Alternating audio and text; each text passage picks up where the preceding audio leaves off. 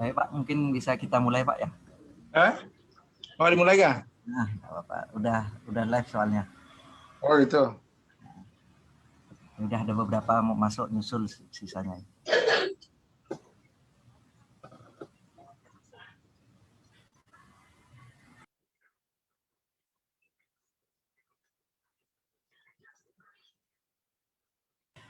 Sampai mana kemarin Pak ya? Sampai itu.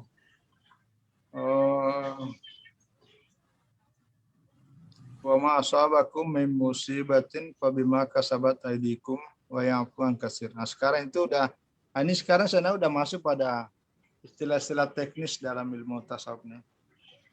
Sebenarnya sih saya mau meloncat ini, tapi ada hal-hal penting juga disampaikan di situ. Oh yang ini Pak ya, walam anat tasawuf. Ya.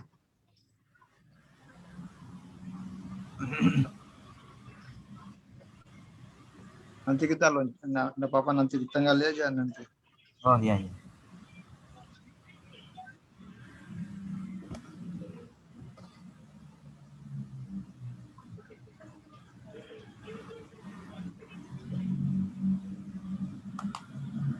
Baik Pak, mungkin bisa kita mulai Pak.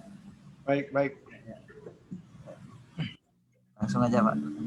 Ya. Bismillahirrahmanirrahim. Assalamualaikum warahmatullahi wabarakatuh.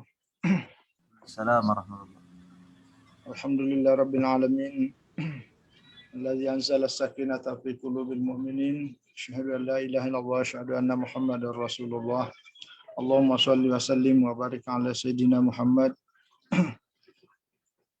wa ala alihi wa sahbihi ajma'in. Rabbi shrah li sadri wa yassir li amri wa hlul 'uqdatam min lisani yafqahu qawli. Subhanaka la ilma lana illa ma 'allamtana innaka antal alimul hakim.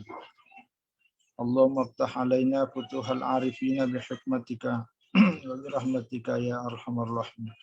Allahumma 'allimna bima jahilna wa dzakkirna bima nasina warzuqna fahman sabita. Wa ila hadratin nabiyil karim Mustafa Muhammad sallallahu alaihi wasallam alihi wa sahbihi ajma'in. Jamil namaina jamil istazina khususan ila sahih musannif hadzal kitab Syekh Muhammad Amin Al-Qurdi syai'ulillahi al-Fatihah. A'udzu billahi minasyaitonir rajim. Bismillahirrahmanirrahim. Alhamdulillahirabbil alamin arrahmanir rahim maliki yaumiddin. Iyyaka na'budu wa iyyaka nasta'in ihdinas siratal mustaqim. Siratal ladzina an'amta 'alaihim ghairil maghdubi 'alaihim waladdallin.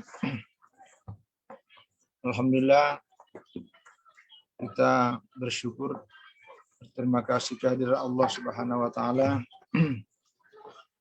Kita bisa melanjutkan lagi ini kajian kita pada bulan Ramadan ya, dengan harapan semoga dengan kajian ini ada tambahan-tambahan ya, khususnya dalam hal kajian-kajian tasawuf. Nah, sekarang ini materinya sudah mulai mengarah pada persoalan teknis. Kalau di kalangan akademisi istilah-istilah ini udah biasa, tapi lebih kepada praktis dan pragmatismenya ini yang saya kira nanti kita perlukan, terutama dalam kitab ini. Bismillahirrahmanirrahim. Wa qala musannif hadzal kitab wa alam anna tasawufa wa yuqalu lahu ilmul batin. Ya. Jadi kata Syekh Muhammad Amin Al-Qurdi bahwa ketahuilah bahwa tasawuf ini juga diberi nama dengan ilmu batin, ya, maksudnya ilmu yang berkaitan dengan hati kita ini, ya. Min ajallil ulumi, ya, qadran, ya, muazzamiya mahallan wa fakhra. Artinya ilmu ini termasuk ilmu yang sangat mulia dibanding daripada ilmu-ilmu lainnya, ya, dan memiliki posisi yang sangat luar biasa, ya, sangat agung, sangat luar biasa. Wasnaha syamsan wa badran. Jadi punya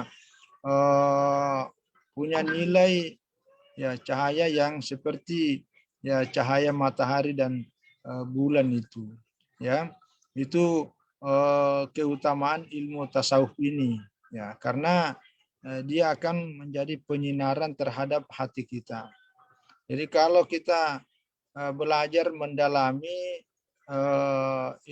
ilmu fikih, ilmu fikih ini kan ilmu hukum yang lebih berbicara pada persoalan yang lahiriahnya tampak. Maka itu cenderung lebih kepada sesuai aturannya. Nah, itulah sesuai aturan. Sesuai aturan. Itulah namanya fikih. Nah, jadi berlandaskan pada aturan itu.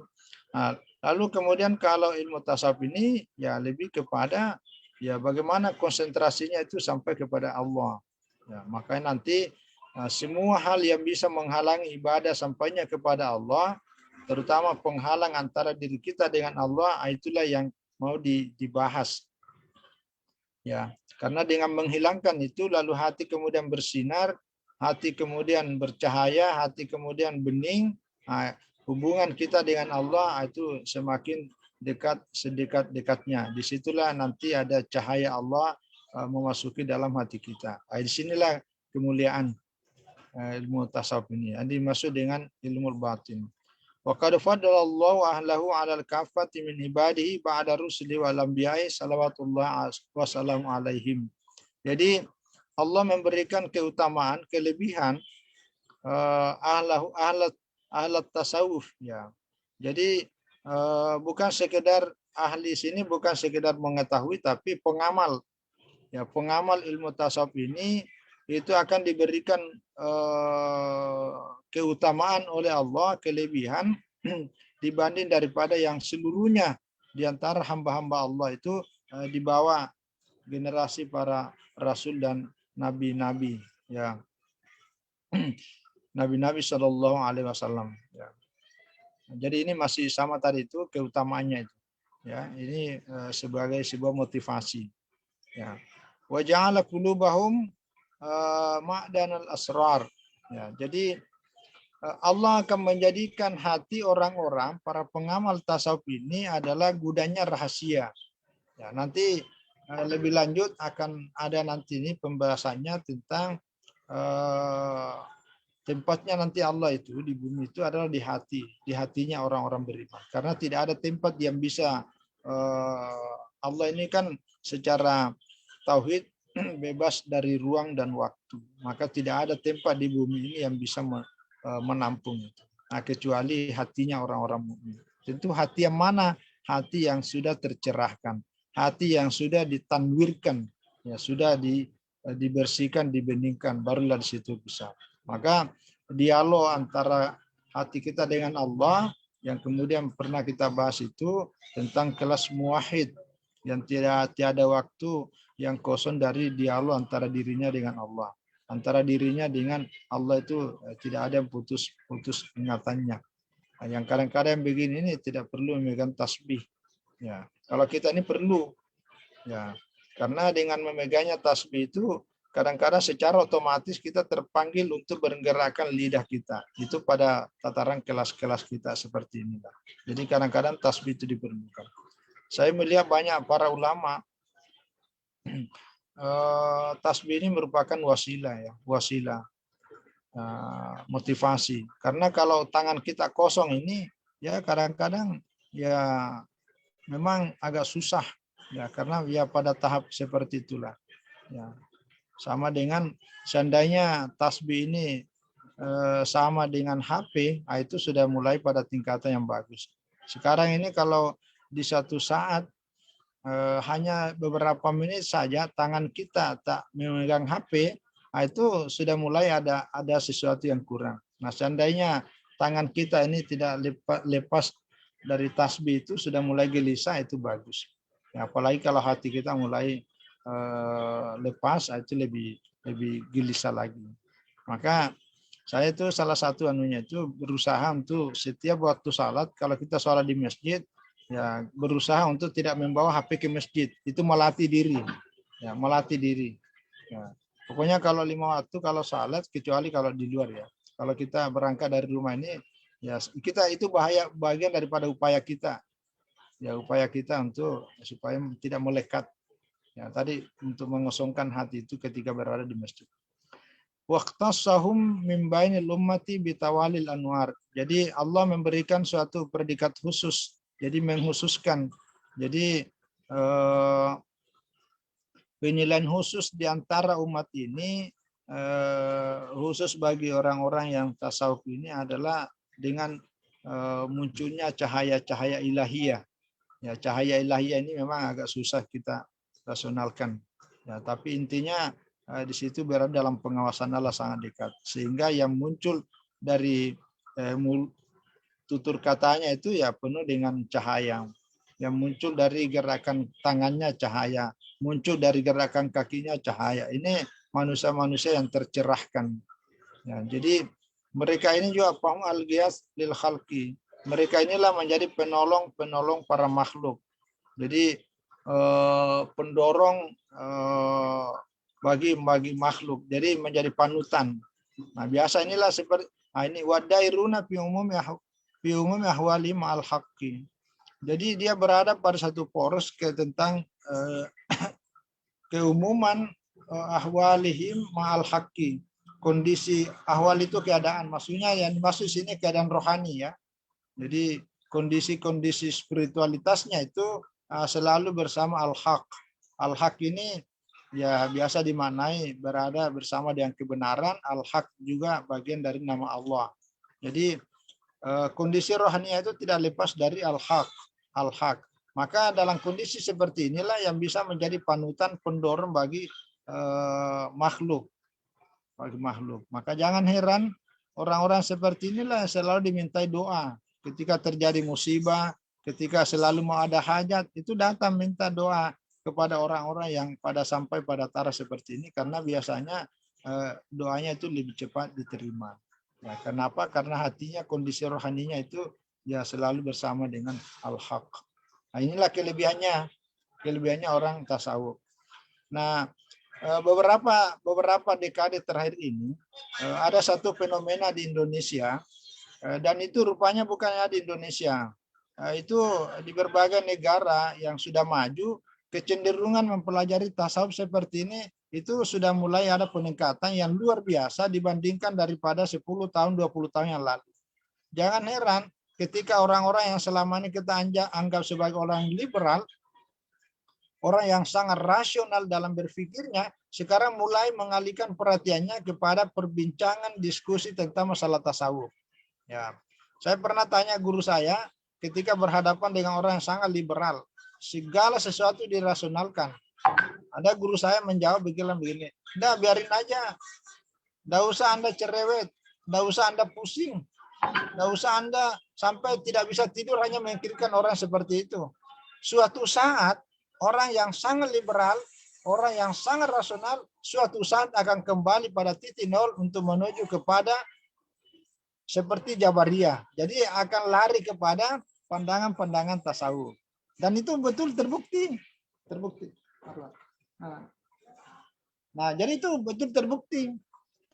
Jadi serasional apapun, itu akan pada akhirnya akan lari kepada ilmu-ilmu yang seperti ini. Dan ini kecenderungannya sekarang sudah mulai nampak.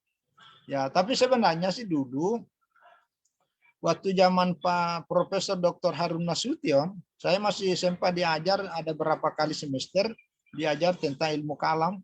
Itu betul-betul New Mu'tazilah.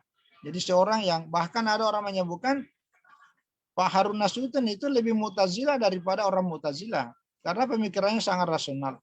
Tapi di sisi lain ketika akhir-akhir hayatnya itu justru seringkali ke tempatnya Abah Anom di Suryalaya. Itu. Lalu kemudian terbelah di koran berbagai macam. Nah, rupanya begitu masuk di kelas kita tanya, minta klarifikasi beliau, apakah betul Pak Profesor Harun Nasution sudah mulai belajar ilmu sama Abah Anom di Suryalaya? Beliau ketawa. Rupanya beliau ke sana itu karena ada anaknya, anak angkatnya itu, dan beberapa orang yang beliau santuni, beliau pelihara, beliau harapkan menjadi kader, itu diantar ke sana untuk mendalami sebuah ilmu dan pembentukan ya kualitas diri di Abah Anum Suryalaya. Tapi kita tidak tahu bahwa beliau juga belajar seperti itu. Tapi memang kecenderungan untuk ilmu tasawufnya juga muncul. Muncul karena puasanya itu, puasa Senin Kamisnya itu walaupun dia secara berpikir sangat rasional, tetapi ketika Harun Nasution beribadah itu sangat asy'ari. Ya, ini saya sampaikan ini bagi orang yang tidak mengenal Harun Nasution kecuali hanya melalui koran, melalui buku dan melalui bila itu dalam cara berpikir betul-betul Mu'tazilah. Tapi dalam hal beribadah sangat asy'ari, sangat asy'ari. Luar biasa. Jadi itu contoh itu. Jadi jangan lihat karena pemikirannya, apalagi ada buku yang beredar itu tentang orang-orang liberal di Indonesia itu salah satu diantaranya masuk Harun Nasution. Nah, itu karena belum mengenal sebenarnya. Nah, kita ini diajar langsung, jadi tahu bagaimana sikap dan perilaku beliau luar biasa. Nah, jadi sekali lagi fenomena 5 tahun, 10 tahun, bahkan 20 tahun terakhir ini itu sudah mulai mengarah kecenderungan orang yang selama ini sangat rasional, itu mulai menggeser masuk pada memberikan perhatian pada tasawuf. Kenapa? Ada lagi fenomena yang kedua. Ada pengamatan yang kedua, kecenderungan menggeluti tasawuf ini justru terlihat pada kalangan menengah ke atas. Menengah ke atas. Dan itu yang paling dominan justru di kota. Itu di kota. Mengapa? Salah satu jawabannya adalah ketidakpuasan ketika beragama ini hanya menggunakan semata-mata pada akal rasional. Yang kedua, beragama ini tidak cukup hanya mengandalkan materi. Mengandalkan materi. Rupanya kepuasan batin itu tidak terwujud. Maka itulah kemudian mulai masuk mengincar pada wilayah itu. Dan memang dalam sejarah munculnya ilmu tasawuf sebagai sebuah disiplin keilmuan juga bermula adanya konteks masyarakat di mana pada saat itu orang sudah mulai melenceng dari agama, terlalu materi, lupa kepada hakikat dan substansi agama ini, itu mulai. Ada yang nanya, kenapa ilmu seperti ini juga pada zaman Nabi dulu enggak kelihatan? Enggak, sebenarnya pada zaman Nabi itu diperhatikan oleh ahli sufa. Kalau Nabi Muhammad ketika beliau bertanus di Gua Hira sebelum turunnya wahyu itu perhati dari tasawuf seperti ini. Kemudian menonjol di kalangan para ahli sufah, ya. Makanya itu sufi ada yang menghubungkan dengan sufah. Itu serambi yang ada di Madinah. Disitulah para orang-orang yang betul-betul tidak makan antara makan dan tidak karena mereka mengandalkan pada zikir kepada Allah. Nah, itu karena masih murni ajaran agamanya belum, tapi ketika gerakan ini mulai orang sibuk pada kekuasaan, mulai menyikut pada abad-abad belakangan, orang pada berlomba-lomba pada materi dan seterusnya, maka muncullah kelompok-kelompok tertentu sebagian kecil untuk mendalami bidang keilmuan tasawuf seperti ini, maka muncullah terutama di abad ketiga Hijriah, ya muncullah Zini al-Misri, kemudian Junaid al-Baghdadi, kemudian banyak lagi, ya nanti yang palingan itu abad ketiga muncul itu bersambung terus sampai Al-Ghazali. Al-Ghazali abad ke-5 Hijriah, nanti dilanjutkan lagi oleh Syekh Abdul Qadir Al-Jalani dan seterusnya. Nah, itu sejarah. Jadi fenomena seperti ini menjadi, maka keutamaan dikemukakan oleh Syekh Muhammad Amin Al-Qurri ini menjadi sangat penting. Nah, selanjutnya qala at-Tayyibi. Nah, ini menarik ini. La yang bagi lil alim walau tabah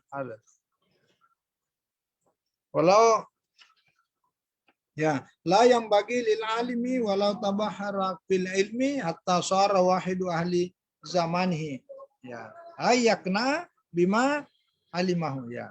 Jadi artinya begini, tidaklah pantas, tidaklah layak bagi seorang alim, ya maksudnya para ulama yang walaupun ilmunya itu sudah luas seperti luasnya lautan. Jadi artinya ilmunya itu sudah sangat luar biasa, hatta sara wahidu ahli zaman, sampai pada masanya itu tidak ada lagi orang yang lainnya, maksudnya tidak ada bandingannya, itu hatta sara wahidu ahli zamani. Jadi tidak ada lagi bandingannya, saking hebatnya orang ini, apa kata yang bagi ayakna, jadi tidak pantas merasa cukup dengan apa yang dia ketahui. Jadi misalnya dia sudah ahli dalam hal fikih, semua perbandingan mazhab dikuasai semua. Semua aliran-aliran tafsir kuasai semua. semua cabang ilmu hadis ada semua. Itu jangan merasa cukup dengan itu, apalagi merasa hebat. Itu ya. Jadi apalagi merasa hebat, merasa cukup saya tidak wajar. Wa innama al-wajibu alai al-ijtima'u bi ahli tariq. Ya. Jadi bahkan di sini kata musannif Syekh, bahkan wajib dalam pengertian dia masih harus al-ijtima', dia mesti berkumpul dengan ahli tariqah. Ya, ahli tariqah. Ya, ahli tariqah, nanti apa itu tariqah dengan fikih, dengan syariah, nanti ada di sini di lebih jauh. Jadi dia belum cukup dengan itu, maka dia harus berkumpul, maksudnya belajar, berdiskusi paling tidak, ya, atau konsultasi lah. Ya, lihat dulu alat tariqil mustaqim hatta yakuna mimman apa nih? Yahdisuhum al-haq bi sarari.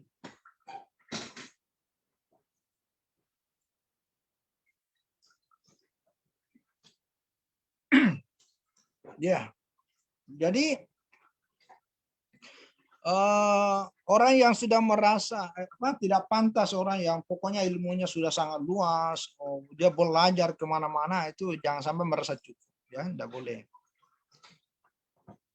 Kalau dunia boleh qanaah, ya. Apa itu? Kelewatan. Ya, dia harus berkumpul dengan ahli tariqah agar ada dia yang dia dulu alat tariqil mustaqim, ya, supaya ada menunjuki dia kepada siratal mustaqim. Ya, siratal mustaqim ini ya maksudnya itu jalan yang istiqamah, jalan yang lurus dalam ilmu ini. Ya, betul, dalam Islam yang sebenarnya, supaya karena kalau hanya ahli dalam bidang hukum, dalam bidang tertentu, sementara hatinya masih terpaut dengan dunia, itu kemungkinannya bisa melenceng. Maka itulah perlu ada yang menunjuki, ya, perlu ada yang memberikan arahan. Nah, itulah pentingnya ahli tariqah. Karena ahli tariqah ini pembahasannya ya lebih kepada bagaimana hati ini bisa istiqomah, itu istaqimah. Maksudnya konsisten.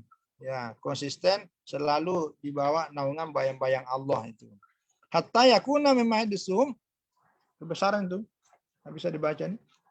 Ya, sampai dia menjadikan dirinya itu bagian dari yang diajak bicara oleh al-haq fi sarairihim. Ya, diajak bicara oleh al-haq, maksudnya Tuhan Allah, ya, dalam sirnya, dalam rahasianya Allah, dalam rahasia mereka. Min syiddati sifai batinihim, ya, karena ya batin mereka sudah sangat bersih, ya. Jadi fi sarair, dalam rahasia-rahasia mereka yang tadi ini, yang sudah umat orang yang sudah sangat belajar itu dan ilmunya sudah sangat tinggi, nah itu perlu ya berkumpul dengan para ahli tariqah. Nanti ahli tariqah itulah yang menunjuki dia untuk ke siratal mustaqim, ya, supaya dia tetap istiqamah pada jalan sesuai dengan jalan ilmu tasawuf ini, ya, sampai dia menjadikan dirinya diajak bicara oleh al-haq, nah, dalam rasa mereka. Ya, orang bisa dia bicara itu ketika hatinya sudah sangat bersih, yaitu batin ini. Wa yakhlis minal adnas, dan dia dibersihkan dari kotoran-kotoran hatinya. Ya, maksudnya kotoran-kotoran hati itu tadi yang kemarin dibahas itu dosa-dosa. Ya, dosa-dosa yang dusta, bohong, dengki, iri dan segalanya, itulah yang kemudian menjadi danas kotoran-kotoran yang ada di hati.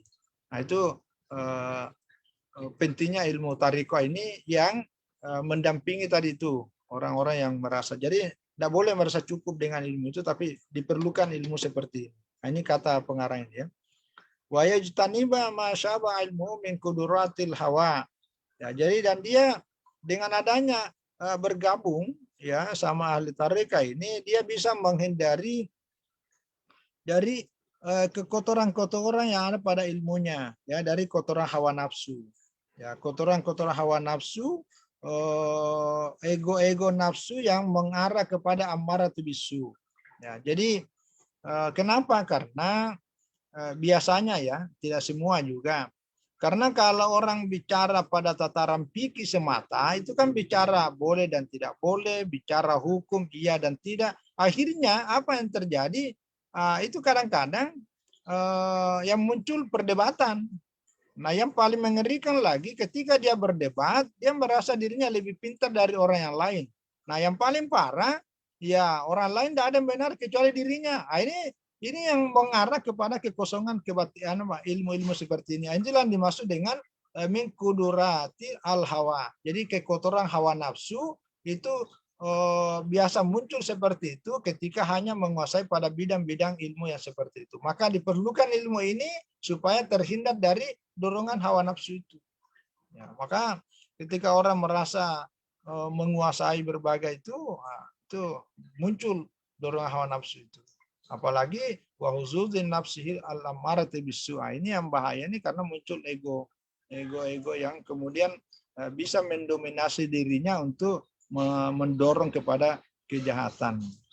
Maka jangan heran ketika orang fenomena hari ini kan begitu ya. Mohon maaf ya, tidak semua. Makanya kita bilang fenomenanya ada 1-2 orang yang muncul begitu. Di sisi lain kita lihat sebagai orang menguasai berbagai keahlian keilmuan. Tapi ketika ucapannya, ujaran kebenciannya, bagaimana memandang orang lain sebagai seperti tidak ada benarnya, semuanya salah, calon-calon penghuni neraka, itu sebenarnya tidak boleh. Karena bandingkan dengan ulama-ulama. Kalau kita ini berjalan ya, kita berjalan di berbagai pondok-pondok pesantren di Indonesia ini, terutama pondok pesantren Salafiyah, itu berapa banyak ulama yang sudah mengabdi di pondok puluhan tahun, 20-an, 30 tahun, itu biasa-biasa aja. Tapi hatinya itu luar biasa itu. Luar biasa. Nah, itulah yang biasa dimintai doa-doa khusus yang begitu. Karena mereka ini tidak pernah banyak berkuar-kuar, tapi luar biasa. Dan hampir semua itu membaca kitab Ihya Ulumuddin. Itu hampir semua pondok-pondok pesantren itu di samping sibuk bicara tentang hukum fikih al-madzahibu, kitab fikih al-madzhab arba'ah, tapi penguasanya terhadap kitab Ar-Risalah Al-Qushairi, Risalah Qushairiyah, kemudian Ihya Ulumuddin, Al-Hikam, apalagi ya itu hampir tidak ada pondok yang tidak. Karena itu mengimbangi. Itu luar biasa.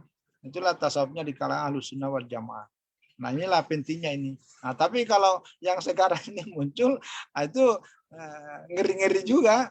Hanya fikih, hadis, lalu kosong ilmu-ilmu seperti ini. Nah, ini yang kadang-kadang ini ngeri-ngeri sedap. Ya, kata siapa dulu itu, ngeri-ngeri sedap katanya. Ya, mudah-mudahan kita berusaha, karena ini pun juga kita lagi belajar. Ya, mudah-mudahan kita menuju ke situ.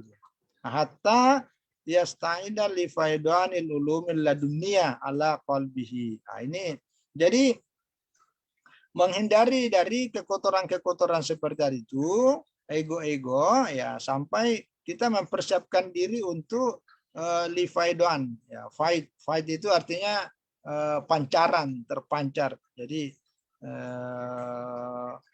terpancarnya ilmu-ilmu ladun. Nah, ilmu-ilmu ladun ini ya ilmu ya memang kadang-kadang usaha itu tidak terlalu dominan, tapi ya Allah memberikan. Karena hati kita sudah dianggap cukup, cakap, dan sudah bisa menampung, maka langsung diberikan. Itu ladun. Ya, min ladun. Itu. Ala qalbi wal iktibas mishkatil anwar an-nubawiyah, an-nabawiyah. Ya, dan itu ini wal iktibas.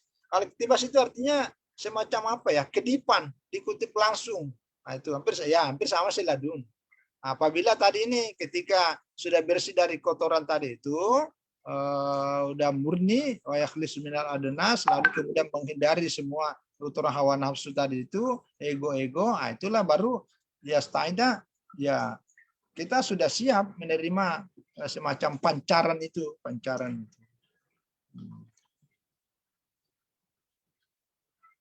Tadi ini.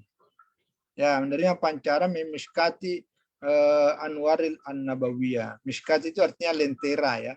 Lentera. Ya kan macam inilah. Kalau dulu kan lentera ya. Kalau sekarang ya lampu listrik, ya cahaya-cahaya kenabian. Jadi ini orang-orang tertentu yang bisa mendapat. Tapi ya itu tadi semuanya melalui proses tariqah ini. Ya. Wala yatayassaru dzalika adat illa ala yadi syaikhin kamilan alimin bi alajin amradin nufusi wa tathhiriha minan najasatil ma'nawiyyah.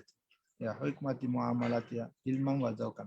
Nah, baru ini ya tidak mudah ya, yang tadi yang diceritakan ini tidak akan mudah kita dapatkan itu kecuali ya ada seorang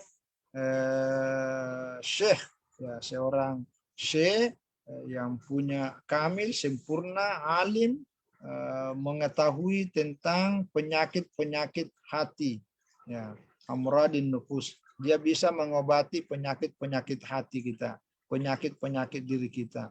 Jadi inilah nanti dalam tasawuf itu ada namanya mursyid. Ya, karena memang kalau mengandalkan kepada individu itu memang agak susah. Jadi memang perlu ada yang kita ada ala yadi syekhin kamilin alim bi alaji amradin nufusi.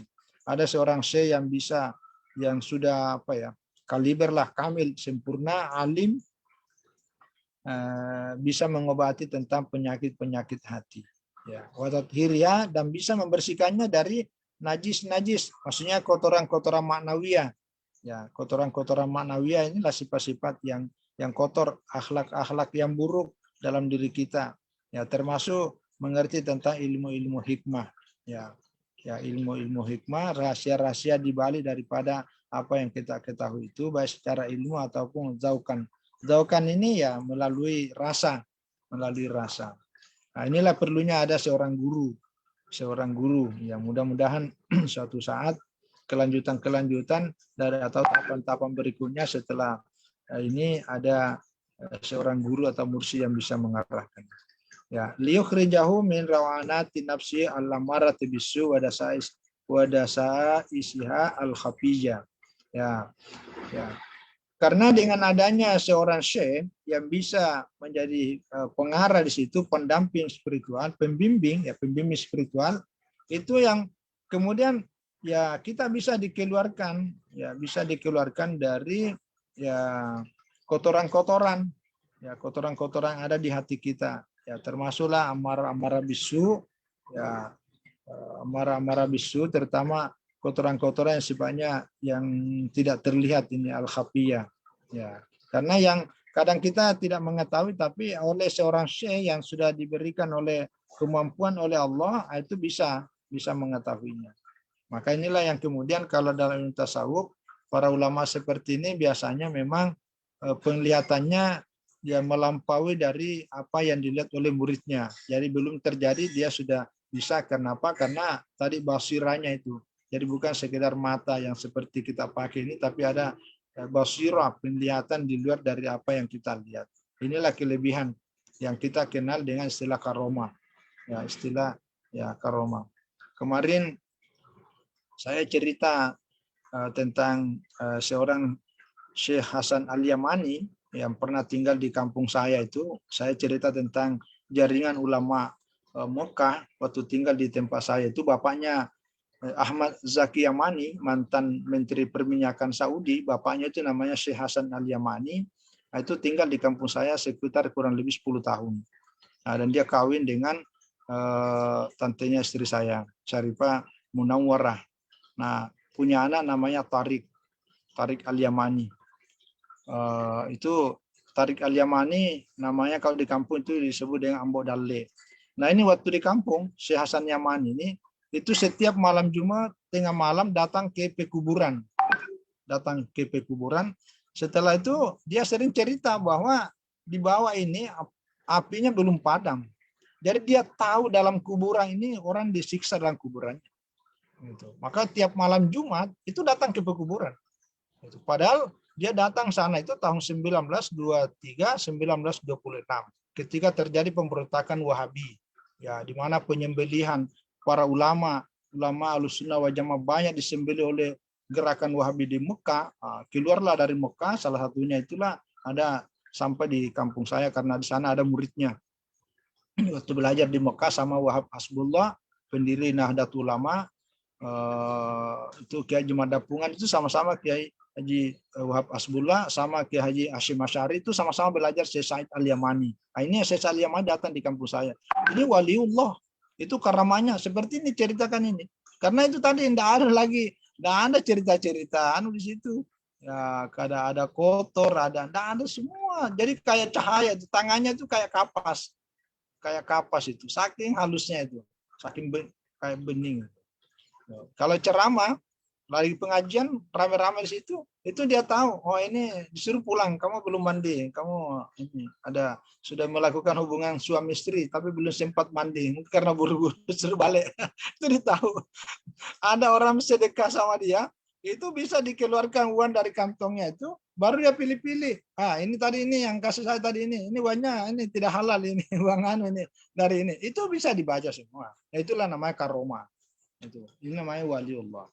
Jadi dan waktu tinggal di sana ada berapa santrinya langsung dikawinkan di depannya itu. Karena ya dia tahu. Nah, seperti itulah contoh-contoh ketika orang itu betul-betul hatinya sudah siap menampung ladun dari Allah. Dan itu terbukti. Banyak. Karena kalau di sini nih kalau di Teluk Pakeda itu saya guru Haji Ismail Mundu, itu ada sepupunya muridnya. Tadi ini saya mani namanya Ki Haji Madapungan, sama persis ke karomahnya itu. Kalau menyeberang sungai, tidak perlu pakai sampan, cuma tutup, pejamkan mata. Sampaikan, saya pernah di sana itu cerita ada muridnya masih sempat sampai, dia cerita, itu kami di belakang suruh pejamkan mata, jangan buka sebelum ada aba-aba ya. Begitu sampai dan katakan, oh ya sudah buka, baru dibuka, ternyata sungai udah lewat. Nah, itu seperti itu. Ya, kenapa? Karena itu tadi, ini sudah sampai pada tingkat ini. Nah, ini ya, jadi kotoran-kotoran di hatinya itu sudah waka faqad ajma'a ahlu tariqi ala wujubi ittihadil insani syaikhan lahu yurshidu ila zawali tilka sifat allati tamnahu min dukhuli hadratillahi biqalbihi. Nah, ini. Jadi para ahli tariqah nanti apa tuh tariqah nanti ada penjelasannya sih. Karena sepertinya ada perbedaan definisi antara tarekat yang dipahami oleh sebagian orang dengan tarekat yang dipahami dijelaskan oleh pengarang kitab ini. Ya, jadi para ulama ahli tarekat sepakat bahwa wajib hukumnya itu mengambil seorang syekh, ya seorang syekh yang seorang syekh inilah yang akan memberikan petunjuk irsyad. Inilah syekh mursyid, ya pembimbing rohani, ya pendamping yang akan mengarahkan spiritualitas kita supaya tidak melenceng. Ya, jadi kalau menurut sini wajib, ya harus ya yursidu ila zawali tilka sifat. Ya, supaya dalam rangka ya tadi itu menghilangkan sifat-sifat yang tadi sebutkan itu yang allati tamnahu min dukhuli hadratillah. Sifat-sifat yang menjadi penghalang masuknya cahaya-cahaya Allah dalam diri kita. Jadi komunikasi kita dengan Allah ini kan terbatas, bahkan terhalang, bahkan terbentengi oleh banyaknya keburukan. Ya, terutama sifat-sifat ini kebohongan, kedustaan. Nah, inilah yang saya kira abad ini adalah abad yang mulai orang sudah mulai ada orang yang tidak sadar kemudian larut dalam itu karena ya belum sampai waktunya. Nanti suatu saat itulah baru mulai menghilangkan. Tapi sekarang sudah alhamdulillah sudah mulai banyak. Tapi yang aneh ini yang kita khawatirkan. Ini yang kadang-kadang justru sekarang kan muncul istilah hijrah. Istilah hijrah ini kadang-kadang salah satu cirinya itu adalah orang-orang yang berasal dari umum. Yang tidak punya bekal dari pondok, tidak punya bekal dari madrasah. Tapi lalu kemudian karena selama ini dianggap banyak kesalahan, lalu begitu dia tobat, itulah dia hijrah. Nah, cuma pada waktu dia tobat dan sadarnya ini tidak mendapat seorang pembimbing yang betul-betul seperti ini. Nah, ini yang biasanya salah kaprah. Nah, inilah jangan heran ketika ketemu dengan orang yang pemikirannya sangat ekstrim, ya yang dimaksud dengan hijrah itu ya total. Nah, ini hati-hati juga yang begini nih. Nah, inilah perang sahabat-sahabat ini mesti turun tangan semua ini. Ya, jadi inilah penting ilmu ini. Ya, saya selalu ingat kesimpulan disertasinya Dr. Alwi Syihab bahwa ilmu tasawuf itulah yang bisa memasuki semua sekat-sekat ego kepentingan di mana cenderung terjadi pengelompokan, terjadi konflik, terjadi ini, maka semua perbedaan itu akan larut ketika masuk pada wilayah tasawuf. Itu kesimpulan disertasinya Dr. Alwi Syihab. Ya. Tapi inilah kuncinya, ini masih ada seorang syekh yang yursiduhu, yang memberikan irsyad, ya, arah bimbingan secara spiritual untuk menghilangkan sifat-sifat yang bisa menghalangi masuknya hadratillah dalam hati kita. Ya. Jadi liusiha hudur wa khusyuhu fi sa'iril ibadati, ya. Supaya dengan adanya seorang mursyid yang mengarahkan itu menghilangkan sifat-sifat yang menghalangi antara hadirnya Allah dan kita, sekaligus ya membuat bagaimana betul-betul hadir, betul-betul Allah itu bisa hadir, ya, khusyuk pada seluruh ibadah yang kita lakukan.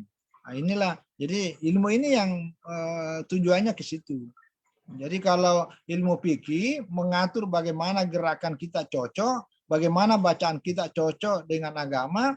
Nah, sementara ilmu tasawuf ini bagaimana hati kita ini di setel, bagaimana hati ini dipasang supaya setiap gerakan, setiap bacaan, setiap ibadah itu connect. Nah, itulah. Jadi dua ini, makanya nanti ini kaidahnya Syekh Muhammad Amin Al-Qurri dalam kitab ini ya disebutkan asyariatu bila hakikatan atilatun, ya.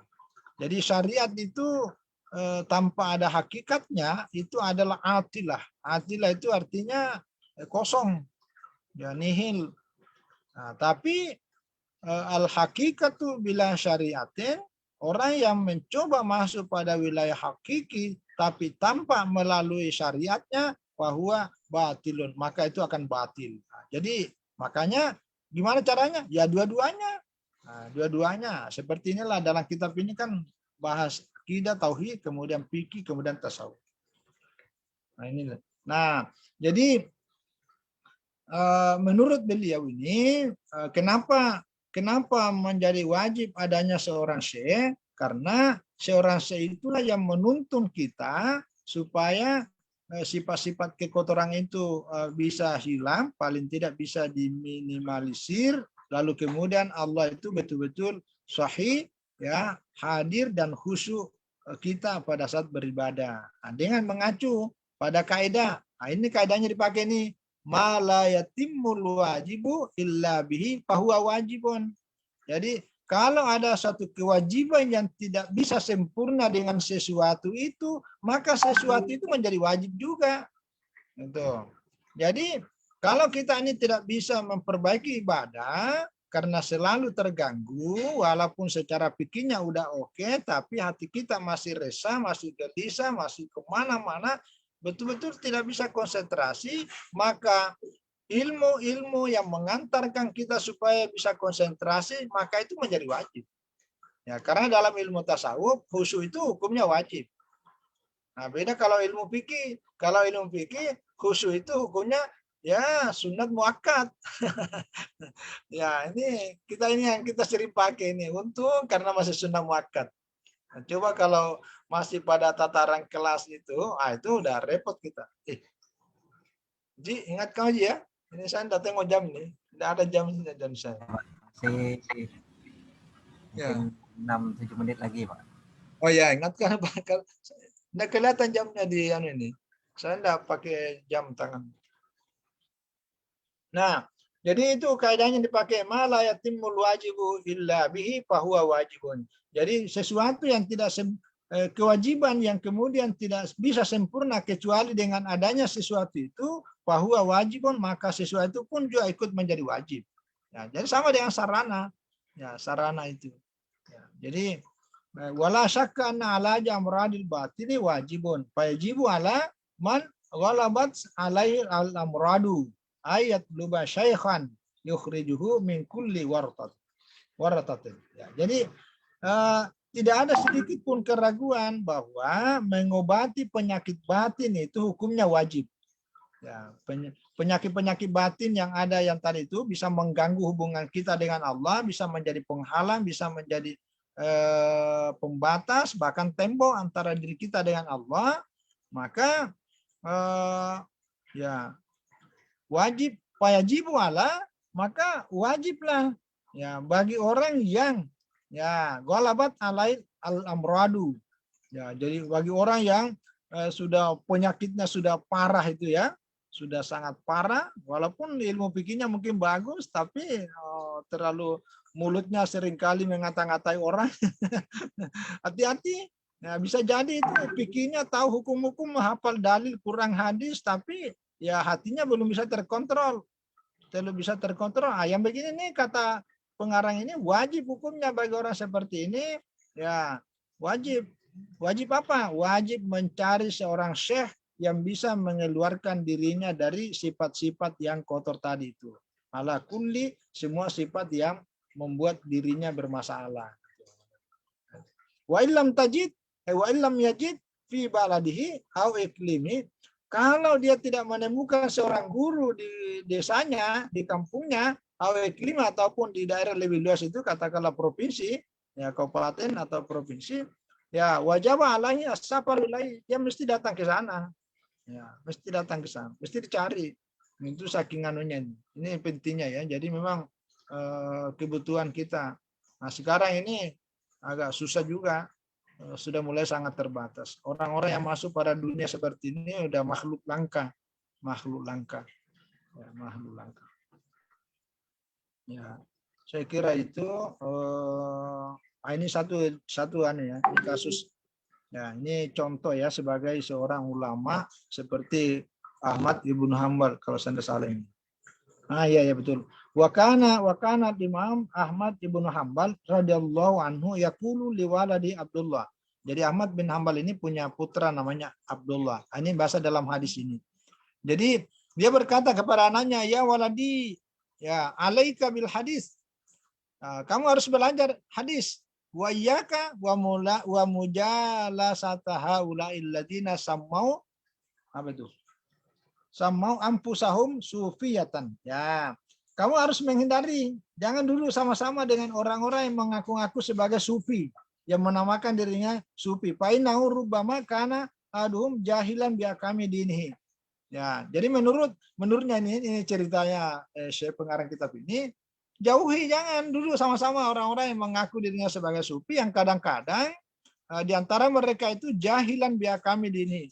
Ya, dia hanya bicara tasawuf, tapi tidak tahu hukum-hukum agamanya.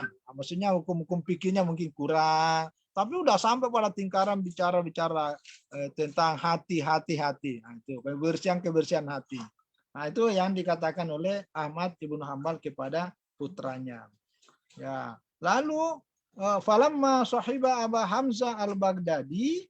Nah, suatu saat setelah omongannya berlalu itu, dia berteman, bersahabat dengan Aba Hamzah. Jadi dia bergaul secara intens. Aba Hamzah al-Baghdadi ini seorang sufi. Dari situlah kemudian warifa ahwal al-qaum kana yaqulu liwalad. Lalu setelah bergaul dengan Hamzah Aba Hamzah al-Baghdadi, disitulah dia mengenal betul bagaimana sikap perilakunya sebagai orang-orang sufi itu. Barulah mulai merubah pandangannya. Lalu dia katakan, kana yaqulu liwaladihi, lalu dia ngomong sama anaknya Abdullah, putranya bernama Abdullah, ya waladi alaika bimujalasati haula'i. Nah, kalau sekarang kan dulu bilang jangan, karena dia belum tahu. Begitu dia tahu, beliau tahu, maka beliau minta kepada anaknya, ya bergaullah, ya belajarlah. Kamu mesti bersama-sama dengan haula'i. Maksudnya para ahli tariqah, tasawuf ini.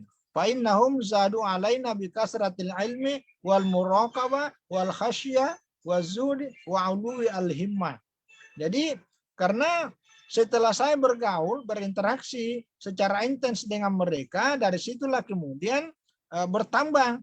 Ya, jadi ilmu saya mengenai agama ini, mengenai tasawuf ini, itu semakin banyak, ya bertambah dengan sangat banyak. Muraqabah ini ya sama merasa diawasi oleh Allah. Jadi sangat dekat dengan Allah. Wal khasyah, selalu merasa ada rasa takut, Wazudi sudah mulai juga dia tidak terlalu dengan dunia. Ya, walu ini pokoknya dia sudah pada tingkatan ilmu yang sangat tinggi dan penuh sangat penting sangat diperlukan. Nah, itu pengakuannya Ahmad Ibnu Hambal yang kita kenal, satu sebagai ahli fikih, yang kedua sebagai ahli hadis. Ya. Ya, Pak. Ya mungkin sampai sini dulu ya, karena sepertinya udah masuk ya. Ada. Sampai Ya. kan tadi kita belum ada nih, belum ada timbal balik dari teman-teman yang lain. Ya, saya kira mungkin kita cukupkan dulu ini. Sebenarnya ada menarik ini pembahasan gitu kan. Cuman kita mungkin bisa sambung nanti di Jumat. Oh iya, saya tidak melihat jam, jadi tadi Sama nih Pak, di sini juga ini. ya, jadi barangkali karena kita dibatasi oleh waktu, terutama buka puasa ini, jadi sekali lagi mudah-mudahan berikutnya ini nanti Fauzi yang penguasanya ini 10 menit sebelumnya itu di stop Siap. saya, baru dikasih kesempatan memberikan saran, pandangan, masukan, kritikan, dan apapun namanya bisa kita sama-sama belajar. Saya kira itu, terima kasih dan mohon maaf atas semua kekurangan. Kepada Allah Subhanahu wa taala kita selalu berharap sebagai muqallibal qulub yang membolak-balikan hati kita. Semoga dengan membaca kitab ini kita terarahkan dan tercerahkan sebagaimana yang kita baca. Itu wallahu a'lam bishawab. Wassalamualaikum warahmatullahi wabarakatuh. Assalamualaikum warahmatullahi Waalaikumsalam warahmatullahi wabarakatuh. atas materi dan pesan yang disampaikan. Mudah-mudahan kita bisa ketemu lagi nanti di Jumat yang akan datang dengan materi lanjutannya. Terima kasih. Terima kasih Bang Misrawi, Pak Ibrahim, Bang Irfan. Bang Misrawi ini enggak pernah absen ini. Terima kasih Ustaz. Saya terlambat tadi, lupa. Ya, kita sama-sama belajar. Terima kasih banyak. Siap Kiai. Alhamdulillah, sehat-sehat ya. Alhamdulillah saya Kiai, alhamdulillah. Ya, keluarga.